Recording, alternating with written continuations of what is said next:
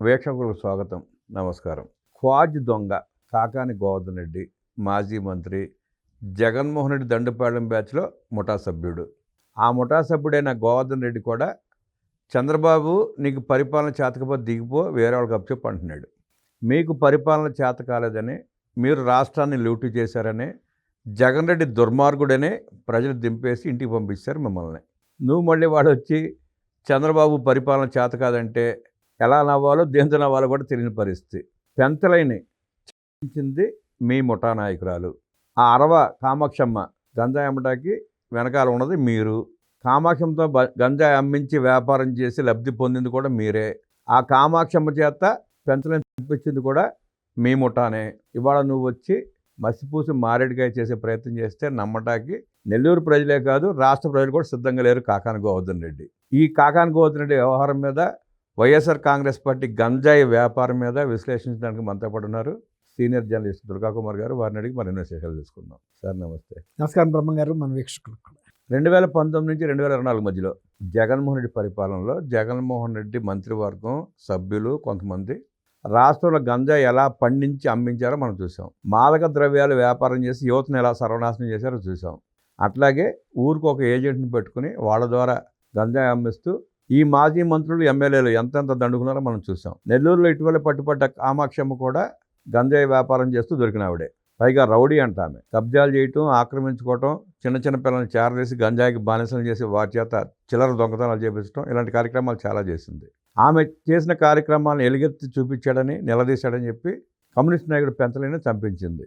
తన దగ్గరికి వచ్చిన ఆ చిన్నపిల్లల చేత గంజాయి తాగించి రెచ్చగొట్టి పంపించి మర్డర్ చేపించింది. ఆ కేసులో ఆమె లోపల ఉంది, జైల్లో ఉంది. ఆ జైల్లో ఉన్న కామాక్షిని వెనకేసి రావడానికి కాకాని గోవర్ధన్ రెడ్డి లాంటి మాజీ మంత్రులు నానా అవస్థలు పడతా చంద్రబాబు నాయుడు నీకు పరిపాలన చేత దిగిపో అంటున్నాడు. దీన్ని ఎట్లా చూస్తారు, ఎట్లా విశ్లేషిస్తారు? ఇప్పుడు మీరు చెప్పారు కదండి, ప్రజలు వాళ్ళని ఓడించారు. ఇక ప్రజలని అనునయించో, లేకపోతే ప్రజల్లో నమ్మకం కలిగించో, ప్రజల అభిమానం పొందో అధికారం తెచ్చుకుంటామన్న ధైర్యం వాళ్ళకి లేదు. కాబట్టి ఇప్పుడు వాళ్ళు ఏమడుగుతున్నారంటే, నీకు అధికారం ఇచ్చారు కదా, నీకు ఇచ్చిన అధికార తాళాలు మా చేతికి ఇవ్వమంటున్నాడు ఆయన. మళ్ళీ అది ఆయన డైరెక్ట్గా అడిగింది ఏంటంటే, మాకు ఇచ్చేసేయి. ఎందుకంటే వీళ్ళకి పరిపాలన తెలుసో లేదో కానీ క్వాడ్జీ గన్లు అక్రమంగా ఎలా దోసుకు తినొచ్చో తెలుసు. ఏ గంజాయి లాంటి వ్యాపారాలు చేయొచ్చు, తర్వాత మద్యం వ్యాపారాలు చేయొచ్చు. ఇలాంటివన్నీ కూడా అక్రమ మార్గాల ద్వారా అవన్నీ ఇప్పుడు బంద్ అయిపోయినాయి. దాంతో వాళ్ళకి ఇప్పుడు పిచ్చి రేగుతుంది. ఇంతకాలం ఇంత సంపాదించాము, చేతులు ముడుచు కూర్చోవాల్సి వచ్చింది కదా అని. అదే చంద్రబాబు నాయుడు గారిని ఎట్టగొట్ట రెచ్చగొట్టి ఆ అధికారం ఏదో మనకి ఇప్పించేసుకుంటే ఈ 3.5 ఏళ్ల పాటన్నా మనం ఎట్టాగో ప్రజల్లోకి వెళ్ళి రాలేము గెలిచి. లేకపోతే గోవర్ధన్ రెడ్డి నెలల తరబడి ఆ క్వాడ్జ్ కేసులో పారిపోయి ఎక్కడో ఇంటికి వస్తే పోలీసుల్ని గుడ్డలోడ తీసుకొడతానన్న మనిషి తను పారిపోయి పోలీసులు గుడ్డలోడ తీసుకుని దొరికాడు ఇక్కడ కేరళలో. ఏదో మసాజ్ చేయించుకున్నాడే ఏదో చెప్తున్నా. మరి గుడ్డలోడ తీయలేదే, నువ్వే గుడ్డలోడ తీసుకుని పోలీసుల చేతికి చిక్కావు కదా. కాబట్టి ఆయన నెల్లూరు జిల్లాలో ఆయన పరపతి ఎంతటితో అందరికీ తెలుసు. మీరు ఇంతకుముందు చెప్పారు. నెల్లూరు జిల్లాలో కనుక ఆయన అంత మంచి పరిపాలన ఇచ్చి ఉంటే 5 సంవత్సరాల పూర్తికాలం వాళ్ళ అధికారం సగిరిగింది కదండి. మరి అలాంటప్పుడు ఈ పరిస్థితికి ఎందుకు వచ్చాడు గోవర్ధన్ రెడ్డి? తర్వాత మీరు అన్నట్టు ఆ రోజున గంజాయి దేశవ్యాప్తంగా ఎక్కడ దొరికినా కూడా దాని మూలాలు ఆంధ్రప్రదేశ్లో ఉన్నాయి. ప్యాలెస్ వైపు చూపించినాయి. రెండోది, ఇప్పుడు హైడ్రా కమిషనర్గా ఉన్న రంగనాథ్ గారు ఆ రోజున నెల్లూరు ఎస్పీగా ఉండి ఆంధ్రప్రదేశ్ నుంచి వస్తున్న అక్రమ గంజాయి దొంగ వ్యాపారం అంతా నల్గొండ జిల్లా మీదుగా వస్తుంటే ఈ బాధ తట్టుకోలేక అసలు ఎక్కడి నుంచి వస్తుందని వెళ్ళి ఆయన పాడేరు ఆ ఏరియాలో మొత్తం సోర్స్ మీదే, గోదాముల మీదే దాడి చేసి పట్టుకున్నాడు. ఇక్కడ నల్గొండ ఎస్పీగా ఉన్న వ్యక్తి. అది అంత బహిరంగంగా జరిగిన వ్యాపారాన్ని ఇంకా ఇవాళ ఆయన కప్పిపుచ్చుకుంటున్నాడు. ఇంకా కొంతకాలం ఇప్పుడు ఒరిస్సాకి మారిపోయినా కూడా ఎవరైతే ఆ గంజాయి వాళ్ళతో లింకులు ఉన్నాయో, ఇప్పుడు ఈ అరవ మీనాక్షం లాంటి ఆమె, తర్వాత జనం కూడా ఆమె దగ్గర అలవాటు పడ్డారు. వాళ్ళు స్టూడెంట్స్కి వీళ్ళందరికీ అలవాటు చేశారు. కొన్ని చిల్లర వీళ్ళు చెత్త ఏరుకుంటారు చూడండి, పేపర్లు, ప్లాస్టిక్ కాగితం, ఇవన్నీ అలాంటి వాళ్ళందరినీ జారదీసి వాళ్ళకి గంజాయి మత్తులో ఇలాంటి ఇప్పుడు పెన్సలయ్య గారిని హత్య చేయడానికి కారణం ఏంటంటే ఆయన ఈ చేస్తున్న మాదక వ్యాపారాలు ఇట్లాంటి వాటి మీద ప్రజల్ని చైతన్యవంతం చేస్తున్నాడు. ఆమెని ఈ వ్యాపారం చేయకుండా కట్టడి చేస్తానికి ప్రయత్నిస్తున్నాడు. దాంతో ఆమెకి ఇటు వ్యాపారం దెబ్బతింటుంది. తర్వాత ఇతను నాకు అడ్డంకిగా మారాడు. అక్కడ స్థానికంగా ఉండే టెంపుల్స్లోను వాటిల్లో కూడా ఈయనకి కొంచెం మంచి పలుకుబడి ఉంది. దాంతో ఆయన్ని లక్ష్యంగా పెట్టుకుని వీళ్ళ ద్వారా చేయించింది. ఇప్పుడు వివేకానంద రెడ్డి గారిని చంపటానికే అంత పెద్ద కుటుంబానికి గొడ్డలు కొనుక్కోవడానికి కదిరి వెళ్ళాల్సి వచ్చింది. కానీ నిన్న ఆమె ఇల్లు ఎవరైతే ఆ బోడివాడిపాలెంలోనే ఉన్న లోకల్ పీపుల్ అంతా ఇవి చేస్తున్న అక్రమ వ్యాపారాలతో విసుకెత్తి నిన్న వాళ్ళు వెళ్ళి ఆమెకు చెందిన 4-5 ఇళ్ళు ధ్వంసం చేశారు. అందులోంచి పెద్ద పెద్ద కత్తులు తలవారులు బయటపడినాయి. ఆమెకి ఏం పని అండి తలవారులతోనూ? అదే అన్నా, ఆమె నిజంగా కనుక ఒక సౌమ్యరాలో లేకపోతే ఒక సంసారపక్షంగా ఉండే వ్యక్తి అయితే ఆమెకి ఇవన్నీ ఎందుకుంటాయి? కాబట్టి ఆమె అన్నిటి కూడా సిద్ధం చేసుకుని ఉంది. అంటే ఒక ఫ్యాక్షనిస్ట్ దగ్గర కూడా దొరకని ఆయుధాలు అంత సంపత్తి ఆమె దగ్గర ఉంది. ఆమె చేసే అక్రమ వ్యాపారాలు, రెండోది ఎవరన్నా కనుక వాటికి అడ్డం వస్తేనేమో హత్యలు. అంతకుముందు కూడా హత్యా ప్రయత్నం కేసులు ఉన్నాయి వాళ్ళ కుటుంబ సభ్యుల మీద. ఇప్పుడు వాళ్ళ తమ్ముడు జేమ్స్ అని ఒక అతను ఉన్నాడు, అతను హాస్పిటల్లో ఉన్నాడు. ఇప్పుడు రేపు అతని మీద కూడా ఉంది ఈ కేసు. అంతకుముందు కూడా వీళ్ళ మీద సస్పెక్ట్ షీట్స్ ఉన్నాయి. తర్వాత నవాబ్పేటలో వాళ్ళ తమ్ముడి మీద కేసులు ఉన్నాయి.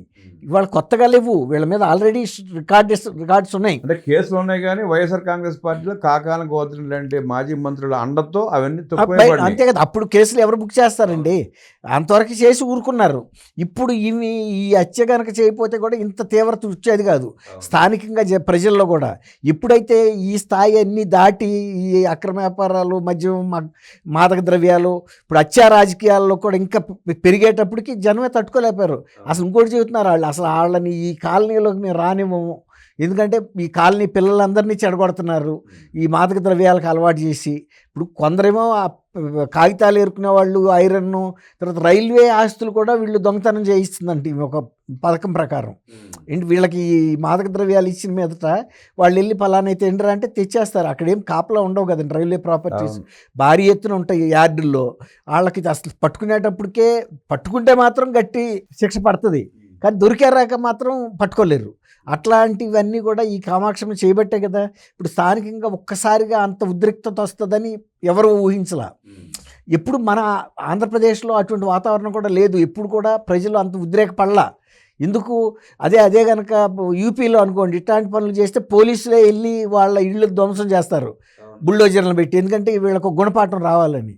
అయితే ఇక్కడ ప్రజల యొక్క ఓర్పు కూడా దాటిపోయింది, ఓర్పు నశించింది. ఓర్పు నశించినప్పుడు ఇట్లాంటి వాళ్ళని కాలనీల్లో పెట్టుకుంటే నష్టపడేది, కష్టపడేది ఎవరు? ఆ కాలనీ వాసులు. మరి ఆ కాలనీ వాసులు తిరుగుబాటుగా వెళ్ళారు ఒక్కసారిగా.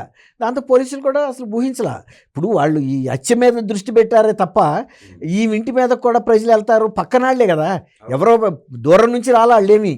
ఆ బోడివాడిపాలెంలో ఉన్న ప్రజలే, ఇంటి పక్కలాళ్లే వెళ్ళి ధ్వంసం చేశారు. ఎందుకు? ఇట్లాంటి ఆమెను మన పక్కన ఉంటే మనకు కూడా చెడ్డ పేరు వస్తుంది, మన బిడ్డలు కూడా ఇట్లాంటి కేసుల్లో ఇరుక్కుంటారు. తర్వాత బిడ్డలు మాదక ద్రవ్యాలకు అలవాటు పడిపోతున్నారు, దాంతో వాళ్ళ జీవితాలు పాడైపోతున్నాయి. ఇప్పుడు ఆమె సంపాదించుకుంటుంది బాగానే ఉంది, అవును, కానీ మరి బిడ్డలు తర్వాత చుట్టుపక్కల అలాంటి అరాచక శక్తులు వచ్చినప్పుడు చుట్టుపక్కల వాళ్ళకి కూడా ప్రాణరక్షణ ఉండదు కదండి. అందులో అంతా మైనర్లు అండి. అవును, తెలిసిన వయసు వాళ్ళకి, అందుకే అట్లాంటివి చేయించారు. ఇప్పుడు వాళ్ళు కనుక కొంచెం మీరు అన్నట్టు అవగాహన ఉండేవాళ్ళైతే వామపక్ష నాయకుల మీదకి వెళ్ళి ఎవడన్నా హత్య చేస్తాడండి? కొద్దిగా రాజకీయ పరిజ్ఞానం లేకపోతే సామాజిక పరిజ్ఞానం ఉన్న వ్యక్తులు వామపక్ష నాయకుల మీదకి వెళ్తారా? ఆయన ఏం తప్పు చేశాడు? ఇవి మాదక ద్రవ్యాల మీద వ్యతిరేకంగా ప్రచారం చేస్తున్నాడు, పిల్లల్లో ఇది తీసుకొస్తున్నాడు చైతన్యం. నాన్న మీరు ఇట్లాంటివి వాడొద్దమ్మా, మీరు చదువుకోండి, బుద్ధిగా ఉండండి, మంచి అలవాట్లు నేర్చుకోమని చెబుతున్నాడు. కాకపోతే ఈవికి అది వ్యాపారం దెబ్బతింటుంది, ఆ కక్షతో చేయించింది. అదే కనుక మామూలుగా కొంచెం రాజకీయంగా తెలిసి ఉంటే కూడా మీనాక్షికి ఇంకొక వ్యాపారం చేసుకుంటుంది తప్ప ఆమె దీంట్లో మునిగి తేలుతుంది ఈ అక్రమ వ్యాపారాల్లో. అలవాటు పడింది ఈజీ మనీకి. అదే కనుక ఇంకొకళ్ళు అయితే అచ్చిరాక ఎందుకు వెళ్తారండి? ఈ వ్యాపారం కాదు ఇంకొక వ్యాపారం చేసుకుంటారు, అంతే కదా. దాంట్లో ఎంతో కొంత వెనకాల రాజకీయంగా గతంలో ఆమెకు ఆ ప్రొటెక్షన్ ఉండబట్టి వాళ్ళ రాక ఆమె మీద కేసులు. అంటే ఇవాళకి భ్రమల్లో ఉంది జగన్మోహన్ రెడ్డి సీఎం, నేను ఇక్కడ నా ఆటలు సాగిస్తాను. మాత్రం కేసులు రిజిస్టర్ చేశారు కానీ ఆమె మీద చర్య తీసుకోవాలి. ఇప్పుడు అరెస్ట్ అయింది. ఎప్పుడైతే ఆమె అరెస్ట్ అయిందో ఈమె వీక్ అయింది, ఇదే మనకు టైము, ఇట్లాంటి వాళ్ళని మన కాలనీలోంచి పంపించేయాలని దాడి చేశారు. నేను ఆశ్చర్యపోయా. అసలు యాక్చువల్గా నెల్లూరు లాంటి ఒక శాంతియుతమైన పట్టణంలో అంత ఉద్రిక్తత ప్రజల్లో వచ్చిందంటే ఆమె ఎంతకాలం నుంచి ఆ కాలనీలో ఇలాంటి అరాచకపు పనులు చేస్తుంది అన్నది అర్థం చేసుకోవాలి. ఇప్పుడు ఈయన వచ్చి ఈయనేదో పెద్ద సచీలులాగా మాట్లాడుతున్నాడు. ఎంత క్వాడ్జీ మైన్స్ అక్రమంగా చేసి ఎంత దోపిడీ జరిగిందండి, వేల కోట్లే. ఇంకొక మాజీ మంత్రి అనిల్ కుమార్ యాదవ్ కూడా ఈ కేసు గురించిన విషయాలు పట్టుబడినప్పుడు ఒకవేళ కనుక నా పేరు కనుక ప్రస్తావిస్తే వీళ్ళు అంటే బెదిరించాడు, నేను ఇంకా లోతైన అంశాలు కూడా చెబుతాను. వీళ్ళిద్దరి మధ్యలో ఒకళ్ళనొకళ్ళు బ్లాక్మెయిల్ చేసుకున్నారు ఇద్దరు. అంటే ఇద్దరు తోడు దొంగలే. కాకపోతే ఏంటంటే నా పేరు కనుక వచ్చిందంటే ఇంకా నేను నిన్ను లోపలికి తోస్తాను అనబట్టి ఈయన అక్కడికి ఆగాడు. కాబట్టి ఇవాళ అటువంటి అక్రమ వ్యాపారాలని లేకపోతే ఇలాంటి హత్యల్ని ప్రోత్సహించే విధంగా గోవర్ధన్ రెడ్డి గారు లాంటి బాధ్యత గల మనిషి మాట్లాడితే రేపు అది ఇతరులకు వాళ్ళకు కూడా అదే పరిస్థితులు వస్తాయి. బాధ్యత లేదండి. బాధ్యత ఉంటే మంత్రిగా ఉండి ఆ ప్రజలకు సేవ చేసుకుంటాడు, కానీ క్వాజ్ దొంగతనాలు గంజాయి అమ్మిస్తున్నాడు ఎందుకు చేస్తాడు? బాధ్యత లేని మనిషి. తర్వాత ఆయనకు సంబంధించిన కేసు దోపిడీ మనిషి, భూదందాకి సంబంధించిన ఒక ఫైలు కోర్టులో నుంచి దొంగతనం చేయించాడు చిల్లర దొంగలతో. ఆయన ఫైల్ ఎందుకు పోద్దండి కోర్టులోకి? అసలు ఎప్పుడు దొంగలు పడుతుంది చూసాం మనం. కోర్టులో ఏమన్నా నిధులు ఉంటాయా, నిక్షేపాలు ఉంటాయా? అదే అన్నా, ఎవడన్నా తీసి కోర్టు ఎంప్లాయీ తీసి ఇవ్వకపోతే ఆ ఫైళ్లలో ఈ ఫైల్ దొంగలు ఎవడన్నా తీయగలుగుతాడా? కాబట్టి అటువంటి వ్యక్తి వాళ్ళు వచ్చి ఈ సూక్తులు మాట్లాడటం, శుద్ధులు మాట్లాడటం, దాని వెనకాల ఆయనకున్న స్వార్థ ప్రయోజనాలు ఏంటనేది అర్థమవుతుంది. అటువంటి వ్యక్తులను ప్రోత్సహించకూడదు అంటున్నా. అందులో ఇప్పుడు ఆమె తొండముదిరి ఊసర వెళ్ళి అయినట్టు ఆమె ఒక వామపక్ష నాయకుడిని హత్య చేయించే స్థాయికి వెళ్ళిందంటే రేపు అది ఎవరి మీద అయినా కూడా ఉపయోగించగలుగుతుంది. ఆ అమ్మాయి అది ఏ రాజకీయ పార్టీ నాయకుడి మీద కూడా ఉపయోగిస్తుంది.